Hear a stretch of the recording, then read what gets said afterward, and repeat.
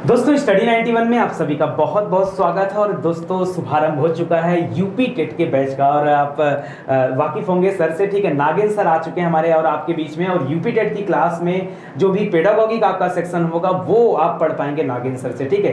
पिछली बार भी हम लोगों ने बहुत मेहनत किया था और बहुत सारी चीज़ें आपको पढ़ाई गई थी, तब उस समय यूट्यूब की क्लासेस थी। अब तो सारी क्लासेज और भी बेहतरीन ढंग से आपको दी जाएंगे, और इस बार आपको कुछ नया रूप, एक नया अंदाज देखने को मिलेगा, ठीक है। तो जैसे आप हमेशा अपना लाड प्यार बनाए रहते हैं वैसे ही बनाए रखिएगा और सर को पूरा सपोर्ट दीजिएगा, ठीक है। देखिए सर को यहाँ पर दो तरह की एनर्जी चाहिए होती है। एक एनर्जी जो सर बार बार मुझे लेकर आते हैं कि नहीं सर आप चलिए, और दूसरी एनर्जी हर टीचर को मिलता है अपने बच्चों से, ठीक है। तो एनर्जी आपको देना, आप बढ़िया से पढ़ाई लिखाई करिए, बाकी सारे वीडियोज आपको समय पर दिए जाएंगे, अच्छे से तैयारी करिए। और इस बार हर हाल में हमें सिलेक्शन लेकर आना है। सिलेक्शन मिलेगा कैसे, क्या प्रोसेस होगा, क्या तरीका होगा, वो सब कुछ आपके सामने डिस्कस किया जा रहा है। तो यहाँ पर सर आज आपके सामने डिस्कस करने वाले हैं सिलेबस को, ठीक है। सिलेबस डिस्कस करने के बाद बहुत डिटेल में जितनी भी टॉपिक आपके यूपी टेट के एग्जाम में आने वाले हैं वो सभी कॉन्सेप्ट आपको क्लियर कराएंगे। तो नागेंद्र मिश्रा सर से आप पहले भी जानते होंगे, स्टडी 91 पर बहुत सारे वीडियोस सर के पड़े हुए हैं, चाहे तो आप उनको भी देख सकते हैं। और यहाँ पर तो बेशक आपको सारी चीजें क्लियर कराई जाएंगी, ठीक है। Thank you Nitin. Okay, thank you Nitin sir. Okay guys, your most welcome at the study 91 channel. मैं नागेंद्र मिश्रा एक बार पुनः आप लोगों के समक्ष उपलब्ध हूं बाल मनोविज्ञान को लेकर। गाइस, हम लोगों की मुलाकात विगत 10 महीनों के बाद आज इस प्लेटफॉर्म पर मुलाकात हो रही है। निश्चित तरीके से मैं आप लोगों की शुभकामनाओं का आकांक्षी हूं और आप लोगों से उम्मीद करता हूं कि एक बार इस नए सत्र में एक विशेष और नई ऊर्जा के साथ हम पुनः अपने टेट के बैच को लॉन्च कर रहे हैं, जो आपकी सुविधा के लिए बनाया गया है। और इसके लिए मैंने स्पेशली टाइम भी निकाला है। अब चूंकि 10 महीनों की एक लंबी मुलाकात के बाद हमारी आपकी मुलाकात हो रही है, तो इस दृष्टिकोण से देखा जाए तो बहुत सारे चेंजेस आए इस बीच हम लोगों के बीच में। जैसे अगर हम लोगों के सिलेबस के बारे में थोड़ा सा बात होगी, अभी सारी चीजें बात होगी, लेकिन चूंकि हम लोगों का एक लंबा अंतराल बीत गया। स्टडी 91 की चैनल पे लास्ट ईयर हमने चाइल्ड साइकोलॉजी पढ़ाया था आपको। आई थिंक नवंबर के महीने में हमने उस चीज को फिनिश किया था और आप लोगों का अच्छा रिस्पॉन्स था, बराबर फीडबैक आया था। नितिन सर के माध्यम से हमें इस बात का पता चला कि आप लोगों ने बहुत सपोर्ट किया, बड़ा प्यार दिया आप लोगों ने। और निश्चित तरीके से मैं उम्मीद करता हूं इस नए सत्र में एक नई ऊर्जा के साथ एक नए सिस्टमैटिक ऑर्डर में हम लोग सारा का सारा चाइल्ड साइकोलॉजी अध्ययन करेंगे। और आने वाली दिसंबर में जो संभावित है आपकी टेट की परीक्षा, उस दृष्टिकोण से यह एक अचूक रामबाण साबित हो आपके लिए। इस दृष्टिकोण से हम लोग ये अपना पाठ्यक्रम या ये करिकुलम हमने तैयार किया है। गाइस, चूंकि ये मेरा एक इंट्रोडक्टरी क्लास है, इस बात को आप अन्यथा मत लीजिएगा कि सर बड़ी लंबी वार्ता करते चले जा रहे हैं और अभी तक कोई मुद्दे की बात नहीं हो रही है, तो इस बात के लिए आप बिल्कुल निश्चिंत रहिएगा। आज का ये जो मेरा पहला इंट्रोडक्टरी क्लास है, इसमें हम लोग महत्वपूर्ण बिंदुओं पे बात करेंगे। वो कौन कौन से प्रमुख टॉपिक हैं जिसको हम लोग 2020 के इस यूपी टेट के दृष्टिकोण से पढ़ेंगे, और उन सारे टॉपिक्स पे हम लोगों की बात होगी। अब चूंकि अभी तक क्या था कि हमारे सिलेबस के अंतर्गत कुछ चीजें मूलभूत परिवर्तन हुआ है। जैसे अभी कुछ दिनों से काफी यूट्यूब चैनल पे इस तरीके से समाचार आ रहे हैं कि एनसीटी ऐसा कुछ करने जा रहा है कि टीईटी की मार्कशीट या सीटेट का जो मार्कशीट होता है वह आपके लिए आजीवन, मतलब फुल लाइफ वो आपकी वैलिडिटी के लिए होगा। अर्थात जब तक आप शिक्षक पात्रता परीक्षा में अपीयर होने की आपकी उम्र सीमा होती है, तब तक ये जो है आपका सर्टिफिकेट वैलिड होगा। लेकिन इस तरीके की अफवाहों से अभी पूरी तरीके से आप बचें, क्योंकि एनसीटी की साइट पे अभी ऐसा कुछ भी अपडेट नहीं किया गया है। रही बात 2020 टीईटी की बात की जाए तो 2020 टीईटी का फॉर्म जो है, ईश्वर चाहेंगे तो आप मान के चलिए कि अक्टूबर के लास्ट वीक तक आ जाएगा, और अभी तक दिसंबर के लास्ट माह तक यह परीक्षा संभावित है। किंतु मेरा यह मानना है कि यह एग्जाम कहीं ना कहीं आपका दिसंबर के लास्ट वीक और जनवरी के फर्स्ट वीक तक संभावित है। तो निश्चित तरीके से अपनी ऊर्जा को पूरी तरीके से समेटकर एक जगह केंद्रित करें, जिससे आपकी परीक्षा में बेहतर तरीके से बेहतर परिणाम निकल सकें। क्योंकि अब इस बात को हम लोग देखते हुए, अभी जैसे हमारा क्या है, नया सिलेबस आया है, तो नए सिलेबस पे न्यू एजुकेशन पॉलिसी को भी इस बार हम लोग अपने सिलेबस के अंतर्गत समाहित किए हैं, और इन सब मुद्दों पे हमारी बातें होगी। अब चूंकि हमारा एक सिलेबस हमने एक प्रोफार्मा बनाया है, हालांकि सिलेबस जो हमने बनाया है उस सिलेबस के अंतर्गत हमने सारे टॉपिक्स को समेटा है। किंतु होता क्या है कि अभी चूंकि नोटिफिकेशन टेट का नहीं आया है, इसलिए हमारा टारगेट ये होगा कि अभी तक हमने 32 लेक्चर्स में अपने सारे चाइल्ड साइकोलॉजी को पूरी तरीके से बांध के रखा है, मतलब उस तक हम फिनिश करेंगे, 32 लेक्चरों में ये किया है। लेकिन आप लोगों की सुविधा के लिए जैसे ही टेट का नोटिफिकेशन आता है उसके अकॉर्डिंग भी हम 4 से 5 चैप्टर जो कह सकते हैं जोड़ा जाता है या घटाया जाता है उस चीज को हम लोग अपडेट करेंगे। तो इस दृष्टिकोण से आते हम लोग बढ़ते हैं और अपने थोड़ा सा सिलेबस पे डिस्कस कर लेते हैं कि हमारे सिलेबस के अंतर्गत हम लोग कैसे कैसे कौन कौन से लेक्चर डिलीवर किए जाएंगे और कौन कौन से टॉपिक हम किस किस क्रम में किस सीक्वेंस में पढ़ेंगे। हालांकि सीक्वेंस को हम लोग देखेंगे और उस सीक्वेंस के आधार में बात होगी। देखिए गाइस, सबसे पहला लेक्चर जो हमारा पहला लेक्चर होगा मनोविज्ञान के इतिहास पे। मनोविज्ञान का इतिहास जो है ये हमारा लास्ट ईयर भी पहली बार टॉपिक था। तो निश्चित तरीके से पिछली बार जो हमने आपको पढ़ाया था वो एक बहुत जल्दबाजी में प्रोफार्मा तैयार किया गया था, क्योंकि उस बार बहुत जल्दी एग्जाम आ गए थे, हम लोगों के पास समय अभाव था, इसलिए हम लोगों ने बहुत जल्दी सारी चीजों को कवर किया था। लेकिन इस बार क्या है, इस बार हम पूरी तरीके से प्रिप्लान्ड होकर आ रहे हैं, पूरी एनर्जी के साथ आ रहे हैं और किसी भी एक टॉपिक्स को हम लोग कहीं छोड़ नहीं रहे हैं, जिससे आपके सिलेबस में कहीं किसी भी प्रकार से कोई दिक्कत ना आए। गाइस, हमारा जो सबसे पहला टॉपिक होगा वो होगा मनोविज्ञान का इतिहास। मनोविज्ञान के इतिहास के अंतर्गत हम लोग कई तथ्यों पर बात करेंगे, जैसे आप पढ़ते हैं संरचनावाद क्या है, प्रयोजनवाद क्या है, ठीक है, और आपका व्यवहारवाद क्या है, इत्यादि जैसे तथ्यों पे हमारी बात होगी। क्योंकि मनोविज्ञान का इतिहास मोस्टली यूट्यूब पे जितने भी चाइल्ड साइकोलॉजी लोग पढ़ाते हैं इस टॉपिक को वो समाहित नहीं करते। उसका कारण क्या है कि एक्चुअली यहां से जो है ये एक परंपरागत टॉपिक है, किंतु इस टॉपिक से चूंकि इससे स्टार्टिंग में इसलिए करता हूं क्योंकि जिससे आपको बाल मनोविज्ञान प्रारंभ करने से पहले एक जो आधारशिला तैयार होती है, जो एक बैकग्राउंड तैयार होता है, उस चीज को तैयार करने के लिए हमने ये सबसे पहला टॉपिक आपके लिए डाला है। उसके बाद हम लोग की बात होगी दूसरे टॉपिक पे, बाल विकास की अवधारणा एवं अर्थ। ये हमारा दूसरा टॉपिक होगा। अब बाल विकास की अवधारणा एवं अर्थ, चूंकि मोस्टली जो हम लोग चालू करते हैं चाइल्ड साइकोलॉजी का पोर्शन वो यहां से चालू करते हैं, लेकिन आप लोगों की सुविधा के लिए और इस तरीके से एक कह सकते हैं कि एक बाल मनोविज्ञान की अवधारणा का एक कह सकते हैं बैकग्राउंड तैयार हो, इसलिए हमने एक पहला टॉपिक लिया है मनोविज्ञान का इतिहास। बाकी हमारा दूसरा टॉपिक होगा बाल विकास की अवधारणा एवं अर्थ। चूंकि बाल विकास की अवधारणा एवं अर्थ, इसी से ये सारा टॉपिक, हमारा ये सारा पेपर जो है इसी के इर्द गिर्द बात होती रहती है। ये हमारा क्या होगा, ये हमारा दूसरा टॉपिक होगा।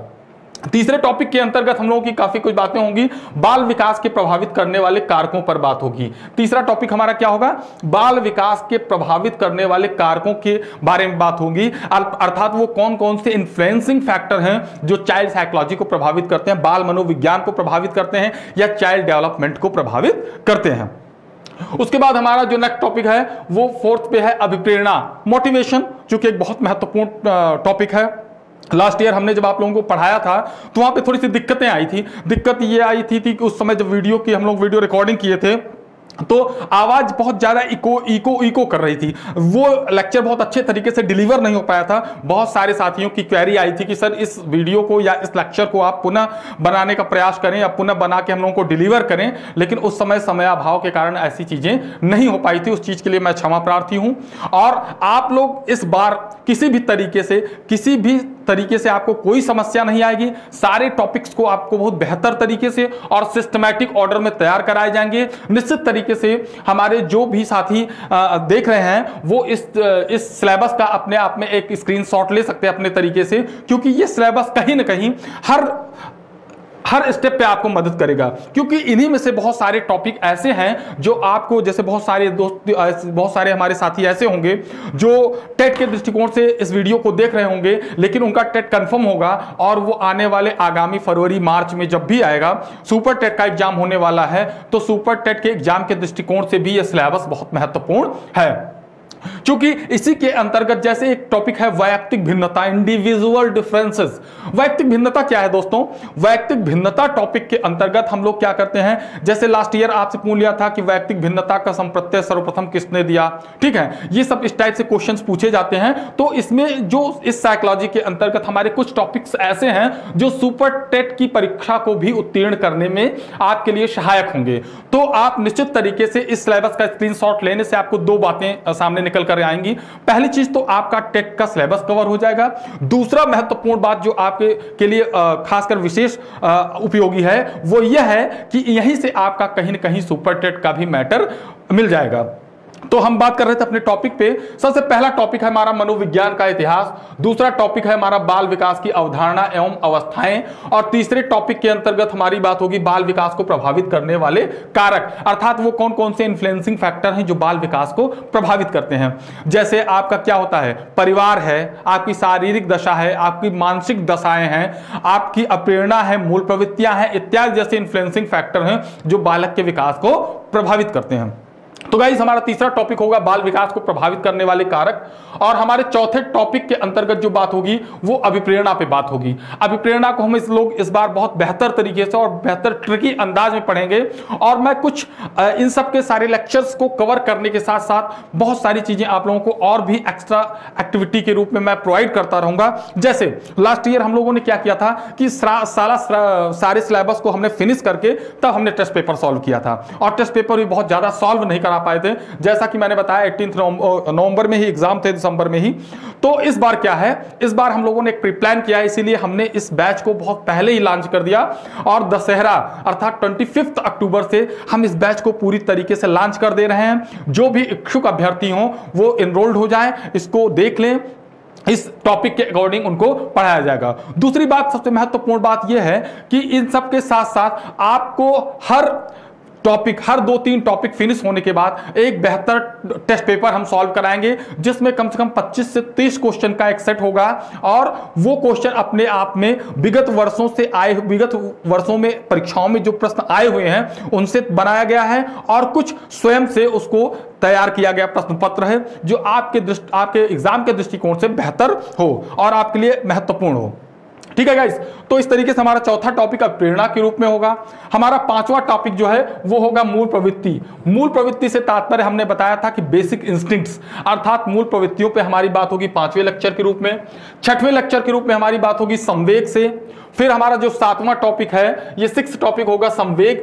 फिर हमारे 7वें टॉपिक के रूप में जो बात होगी वो अधिगम का अर्थ एवं अवधारणा।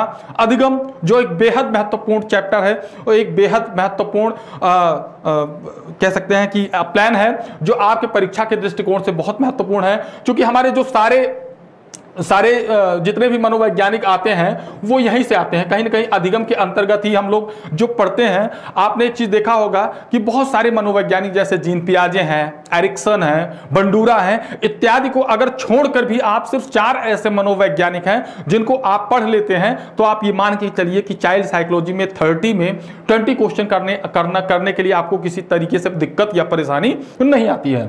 वो 4 जो मनोवैज्ञानिक हैं वो आपके कौन कौन से हैं? एक तो स्किनर साहब हैं, कोहलर साहब हैं, पावलाव हैं, और आपके नेक्स्ट कौन है?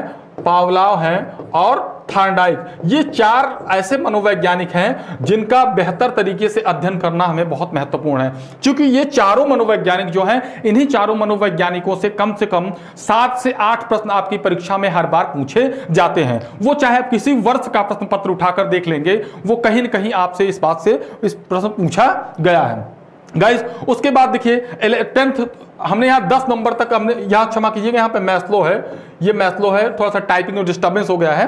फिर यहाँ पे क्या होगा, यहाँ पे हमारी सारी चीजें, ये जो सारा सिलेबस है इस तरीके से है, और इस तरीके से हम यहाँ पे हमारा फिर सूक्ष्म शिक्षण है। एक सबसे बड़ा जो नया टॉपिक हमने जोड़ा है आपके लिए, और ये बहुत ही इसमें ज्वलंत टॉपिक है, ये पॉइंट नंबर 21 आप लोग जरा ध्यान दीजिएगा। राष्ट्रीय शिक्षा नीति, नेशनल एजुकेशन पॉलिसी, एक बहुत ही ज्वलंत मुद्दा है, और निश्चित तरीके से टेट की परीक्षा में हो, चाहे सुपर टेट की परीक्षाओं में हो, चाहे वो अदर कॉम्पिटिटिव एग्जाम हो, उसके दृष्टिकोण से यह टॉपिक बेहद और महत्वपूर्ण है, क्योंकि इससे कहीं ना कहीं आपकी परीक्षा में प्रश्न बनाए जाते हैं। गाइज फिलहाल ये तो हम लोग टेट पे बात कर रहे थे, लेकिन इस बार अगर किसी ने यूपी पीसीएस का पेपर दिया होगा तो सेट सी में सबसे पहला प्रश्न नेशनल एजुकेशन पॉलिसी से पूछा गया था। उसमें कथन और कारण करके प्रश्न पूछा गया था, और सबसे बड़ी बात ये उसमें पूछी गई थी कि उसमें जो स्टेटमेंट दिया था। पहला स्टेटमेंट तो ये दिया गया था कि जो हमारी नेशनल न्यू एजुकेशन पॉलिसी 2020 बनाई गई है, इसके अध्यक्ष कौन है? तो इसके अध्यक्ष कस्तूरी रंगन है। पहले स्टेटमेंट में ये दिया गया था। दूसरे स्टेटमेंट में ये दिया गया था कि यह हमारी जो 2020 की नई राष्ट्रीय शिक्षा नीति है, यह 38 वर्षों के बाद बनाई गई है। यह स्टेटमेंट रॉन्ग था, क्योंकि देखिए, यह प्रश्न वही व्यक्ति पकड़ पाया होगा जिसको इस बात का मालूम होगा या जिसको इस बात का संज्ञान में होगा कि हमारी जो पुरानी राष्ट्रीय शिक्षा नीति बनी थी वो 1986 में, हालांकि अभी तक हम लोग उसको नई राष्ट्रीय शिक्षा नीति कहते थे, लेकिन अगर अब आज के कंटेक्स्ट में बात करें तो निश्चित तरीके से वो क्या हो गई है, वो पुरानी राष्ट्रीय शिक्षा नीति हो गई है। 1986 राष्ट्रीय शिक्षा नीति जो थी, उसी में आपके जो वर्तमान समय में ये डायट बनाए गए हैं प्रत्येक जिलों में, जिला शिक्षण प्रशिक्षण संस्थान, इसकी संकल्पना 1986 के राष्ट्रीय शिक्षा नीति से आई थी। 10+2 का जो कॉन्सेप्ट चल रहा था वो चल रहा था। अभी क्या है, जो हमारा न्यू एजुकेशन पॉलिसी है, न्यू एजुकेशन पॉलिसी के अंतर्गत अगर आप लोगों ने कुछ मैगजीन या पेपर वगैरह देखा होगा तो हमारा जो 10+2 का कंसेप्ट था उसको उसमें गवर्नमेंट ने 5+3+4 इस कंसेप्ट में चेंज कर दिया है। 5+3+4 अर्थात अब 5+3+3+4 इस सीक्वेंस में हमारी जो शिक्षा होगी उस तरीके से शिक्षा प्रदान की जाएगी। तो गाइस, बहुत सारी बातें हैं, ये इस तरीके से आपका एक टॉपिक है। मुझे नहीं लगता कि इस टॉपिक्स में जितने टॉपिक हमने आपको दिए हैं, इस टॉपिक्स में या जिसको हमने कहते हैं संकलित किया है, जिसे हमने कंपाइल किया है, वो निश्चित तरीके से इन सारे टॉपिक्स पे आप रूबरू हुए रहे होंगे। हाँ, कुछ ऐसे बहुत सारे कैंडिडेट होंगे जो इस टेट के दृष्टिकोण से बिल्कुल नए होंगे, तो मैं उन लोगों को थोड़ा सा बताना चाहूंगा कि जैसा आप उनको एक बिल्कुल बेसिक चीजें मैं बताना चाहूंगा कि जो ये टेट की परीक्षा होती है, यह ईमानदारी से कहा जाए तो ये एनसीटी या पीएनपी के अकॉर्डिंग एनसीटी का ये रिकमेंडेशन है कि साल में 2 बार होना चाहिए, लेकिन ऐसी कुछ व्यवस्थाएं नहीं बन पाती, तो साल में 1 बार यह कराया जा रहा है। पिछले 2-3 वर्षों से यह केवल 1 बार ही संपादित हो पा रहा है। तो इस दृष्टिकोण से यह टेट की परीक्षा जो अब हमारी आगामी होने वाली है, वो आप मान के चलिए दिसंबर के लास्ट वीक में या जनवरी के फर्स्ट वीक में संभावित है। और उसके ठीक 2-3 महीने बाद, 4 महीने बाद ये बात आप तय मानकर चलिए कि 51,000 प्राथमिक शिक्षकों की भर्ती निश्चित तरीके से आने वाली है। तो दोस्तों, जो भी बीटीसी, बीएड, डीएलएड ऐसे हमारे जो प्रशिक्षु हैं वो पूरी ऊर्जा के साथ लग जाएं, पूरी ईमानदारी के साथ लग जाएं, जिससे वो क्या करें कि अपना एक मुकाम हासिल कर लें, अपने आप को जिस चीज के लिए वो स्थापित करना चाहते हैं उस चीज के लिए स्थापित कर लें। लास्ट ईयर जो 69,000 वैकेंसी, जैसा कि आप सभी लोग जानते हैं, मामला काफी कोर्ट में था, और चूंकि आप लोगों से एक लंबे अरसे के बाद मुलाकात भी हो रही है तो उसमें मेरा चयन भी हो चुका है। लेकिन निश्चित तरीके से आज बड़ा अच्छा महसूस कर रहा हूं कि आप लोगों के सामने और आप लोगों के साथ इतने दिनों बाद हमारी मुलाकात हुई है। और इस सब के साथ साथ बहुत सारे ऐसे लोग होंगे जिनको क्या है, साइकोलॉजी की प्राइमरी या कह सकते हैं बेसिक चीजों के साथ प्रॉब्लम आ रही होगी। तो हमारी स्टडी 91 चैनल पर 75 रुपये का चाइल्ड साइकोलॉजी का एक मेरा नोट्स पड़ा हुआ है, वो आप परचेस कर सकते हैं, ऑनलाइन परचेस कर सकते हैं, उसे आप देख सकते हैं। बहुत ही शॉर्ट और बहुत ही ट्रिकी स्टाइल में लिखा गया है। और निश्चित तरीके से हमारे जो पुराने स्टूडेंट थे, जो लास्ट ईयर हमारे साथ जुड़े हुए थे, जिन्होंने हमारे लेक्चर को अटेंड किया था, उन लोगों ने उस नोट्स को पढ़ा, उन लोगों के बहुत अच्छी सकारात्मक रिस्पांस रहे। बाद में बहुत सारे लोगों ने फोन करके हमें इस बात को संज्ञान में हमारे दिया कि सर नोट्स काफी अच्छे थे और बहुत सारे प्रश्न हमारे इस एग्जाम में फंसे और वहां से आए, ये बहुत अच्छा लगा। आप अच्छा करें और इन्हीं चीजों के साथ अब चूंकि ये सारे टॉपिक पे बात हो रही है तो यहाँ पे हमने बताया कि कुछ टॉपिक हमने न्यू ऐड किए हैं, जैसे न्यू एजुकेशन पॉलिसी, राष्ट्रीय शिक्षा नीति में हम लोगों की बात हो रही थी। तो राष्ट्रीय शिक्षा नीति जो है, किस राष्ट्रीय शिक्षा नीति को रिप्लेस किया है? 1986 की राष्ट्रीय शिक्षा नीति को रिप्लेस करके इस राष्ट्रीय शिक्षा नीति को वर्तमान समय में स्थापित किया गया है। और इसके अध्यक्ष जो थे वो श्री कस्तूरी रंगन साहब थे। तो सीधा सीधा एक टेट के दृष्टिकोण से आपका ये क्वेश्चन निश्चित बनेगा और इस बात को आप तय मानकर चलिए कि नेशनल एजुकेशन पॉलिसी अर्थात राष्ट्रीय शिक्षा नीति 2020 से इस बार आपकी परीक्षा में ये मान के चलिए 1 से 2 प्रश्न निश्चित तरीके से आएंगे। वो चाहे टेट में आए चाहे सुपर टेट में आए, दोनों ही दृष्टिकोण से आपके लिए बेहद महत्वपूर्ण है। तो दोस्तों, ये सारे टॉपिक के आप स्क्रीनशॉट ले ही चुके होंगे जहां तक मैं समझता हूं, और अगर आपने स्क्रीनशॉट नहीं लिया है तो आप स्क्रीनशॉट ले लीजिए फिर हम लोग बढ़ते हैं नेक्स्ट पेज की तरफ, क्योंकि यहाँ पे हमने मात्र 22 चैप्टर्स का जिक्र किया है। बाकी हम लोग बढ़ते हैं नेक्स्ट चैप्टर की तरफ, देखते हैं हमारा नेक्स्ट चैप्टर क्या है। नेक्स्ट चैप्टर में हमारा 23 में है शिक्षण एवं शिक्षण विधियां, जो कि एक बहुत बड़ा टॉपिक है। हर यहाँ पे ये टेट और सी टेट के दृष्टिकोण से छोड़िए, ये आपके नेट में भी कभी कभी बहुत सारा काम करता है। टेट सी टेट के बजाय ये आपका जब आप नेट का एग्जाम देते हैं तो नेट के एग्जाम में इससे संबंधित प्रश्न पूछे जाते हैं। विकास एवं वृद्धि, बुद्धि अवधारणा, अर्थ परिभाषा, व्यक्तिगत। अच्छा, एक चीज और ध्यान रखिएगा, आपको यहाँ पे एक चीज मैं अपडेट कराना चाहूंगा कि जो हमारी प्राथमिक स्तरीय टीटी की परीक्षा होती है उसमें बुद्धि और व्यक्तित्व ये दोनों चैप्टर नहीं है, लेकिन इन चैप्टर को हमने इंक्लूड इसलिए कर लिया है क्योंकि बहुत सारे ऐसे हमारे दोस्त होंगे, बहुत सारे हमारे ऐसे भाई होंगे जो 6 to 8 की परीक्षा टेट की देना चाह रहे होंगे, तो उनके लिए ये महत्वपूर्ण है क्योंकि उनके एग्जाम में बुद्धि और व्यक्तित्व का टॉपिक पूछा जाता है। इसलिए मैंने इस बात को ध्यान में रखते हुए इन दोनों टॉपिक को हमने समाहित कर दिया है। लास्ट में है अभिक्रमित अनुदेशन और इधर आपका मापन एवं मूल्यांकन, ये एक न्यू चैप्टर मैंने ऐड कर दिया है। एक्चुअली मूल रूप से तो ये सुपर टेट का टॉपिक है, मापन और मूल्यांकन जो है वो स्पेशली सुपर टेट का टॉपिक है, लेकिन टेट में हमने इस बार इसको इसलिए इंक्लूड कर दिया कि कभी कभी क्या करते हैं एग्जामिनर इससे रिलेटेड प्रश्न निकाल कर आपके टेट की परीक्षा में पूछ लेते हैं, जो हमारे अभ्यर्थियों के लिए थोड़ी समस्या का कारण बन जाता है। तो इस बार हमने टेट के अंतर्गत ही इस टॉपिक को क्या किया है, इस टॉपिक को इंक्लूड कर लिया है। तो ये हमारा एक और न्यू टॉपिक है, तो ध्यान रखिएगा, एक हमारा न्यू टॉपिक ये इस बार इंक्लूड कर दिया है और दूसरा हमारा जो महत्वपूर्ण दूसरा है वो नेशनल एजुकेशन पॉलिसी जो उस पेज में था 2020, ये भी बहुत महत्वपूर्ण है, इसको भी हमें देखना है। नेशनल एजुकेशन पॉलिसी 2020, चूंकि इस पर भी हमारी बातें होंगी। बाकी इन सबके साथ साथ NCF 2005, national curriculum framework 2005, national curriculum framework 2009 इत्यादि पर हमारी बहुत सारी चर्चाएं होंगी। तो दोस्तों इस तरीके से आज के हमारे ये सारे सिलेबस था और इसका भी आप लोग स्क्रीनशॉट ले सकते हैं, जिससे आपको एक अंदाजा मिल जाए कि ये सारे टॉपिक्स आपको पढ़ने हैं। और इसके साथ साथ एक चीज मैं और आपको संज्ञान में देना चाहूंगा, वो यह है कि अभी मैंने बताया कि नोटिफिकेशन नहीं आया है और मैं उम्मीद और अपेक्षा करता हूं कि 30 अक्टूबर तक आपके टेट के 30 अक्टूबर तक हर हालत में, ना 30 अक्टूबर तो 5 नवंबर तक ये मान के चलिए कि आपका हर हालत में नोटिफिकेशन आ जाएगा। और नोटिफिकेशन आने के बाद आपका फॉर्म फिलअप करने की तिथि, आपके एग्जाम की तिथि इत्यादि सब कुछ उसमें दिया रहेगा, तो जिससे एक बात तो कंफर्म हो जाएगी कि परीक्षा दिसंबर में होगी या जनवरी में होगी। लेकिन इस बात को हमने विशेष संज्ञान में लेते हुए और नितिन सर से विशेष डिस्कशन करके, हालांकि नितिन सर कहते सर हम लोग चाह रहे हैं कि दशहरे पे एक अच्छा सा पैकेज बच्चों को दिया जाए, तो इस बार हम लोग टेट के माध्यम से इस चीज को लॉन्चिंग कर रहे हैं।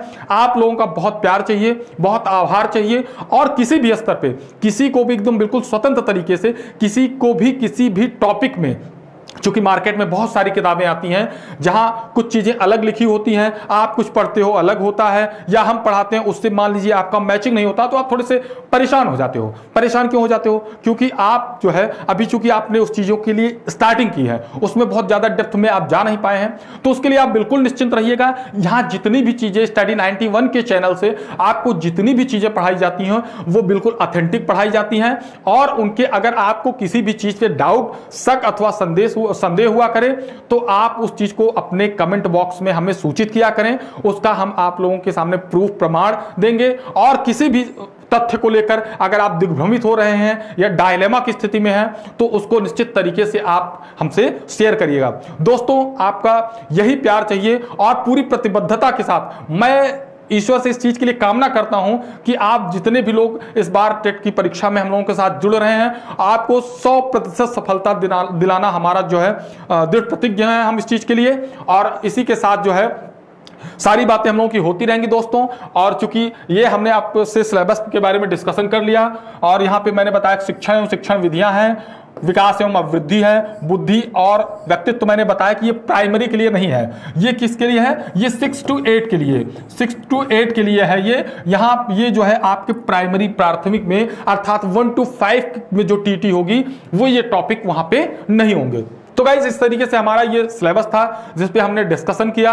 और मैं आपको बता दूं कि ये मेरा ये जो चाइल्ड साइकोलॉजी के साथ सारे सब्जेक्ट्स के हमारे फैकल्टी सारे स्टाफ एकदम बिल्कुल तैयार हैं। 25 से आपको रेगुलर सारे के सारे लेक्चर्स डिलीवर होंगे और आप नियमित तरीके से एकदम बिल्कुल लग जाइए, चूंकि अब आपके पास समय बिल्कुल नहीं है। अगर आप ये सोचेंगे कि सर फॉर्म आ जाए तब हम इन सब चीजों के लिए प्रिपेयर हों, तो आपको निश्चित तरीके से आपके लिए थोड़ा सा दिक्कत कर सकता है। और अभी चूंकि सीटेट का भी एग्जाम नहीं हुआ है, तो सीटेट के भी वे अभ्यर्थी जो अभी एग्जाम देने के लिए अपने आप को प्रिपेयर कर रहे हैं या प्रिपेयर हो चुके हैं, वो उन लोगों के लिए भी है, उन लोगों के दृष्टिकोण से भी यह टॉपिक बेहद महत्वपूर्ण साबित होगा। तो गाइस निश्चित तरीके से आप लोग एक बार पुनः पूरी ऊर्जा के साथ संगठित होकर लग जाइए और यही वो एक स्वर्णिम समय है कि आप अगर अभी से लग जाएंगे तो निश्चित तरीके से आपके लिए रिवीजन का टाइम, प्रैक्टिस करने का टाइम इत्यादि चीजों के लिए आपके पास समय का अभाव नहीं रहेगा। जो समस्या हम लोगों को पिछली बार आई, अर्थात या पिछली बार आने से तात्पर्य यह है कि हम लोगों ने बहुत जल्दी चीजें फिनिश कर दिया था, बहुत जल्दी समाप्त हो गया था, लेकिन ऐसा भी इस बार कुछ भी नहीं है और आप पूरी ऊर्जा के साथ लगे रहिएगा। गाइस कल से अब मान के चलिए 25 मेरा पहला लेक्चर आपको डिलीवर होने लगेगा। ये हमारी इंट्रोडक्टरी क्लास थी। आपको कैसा लगा लाइक करिएगा, सब्सक्राइब करिएगा। बहुत बहुत थैंक यू, बहुत बहुत धन्यवाद। Okay guys.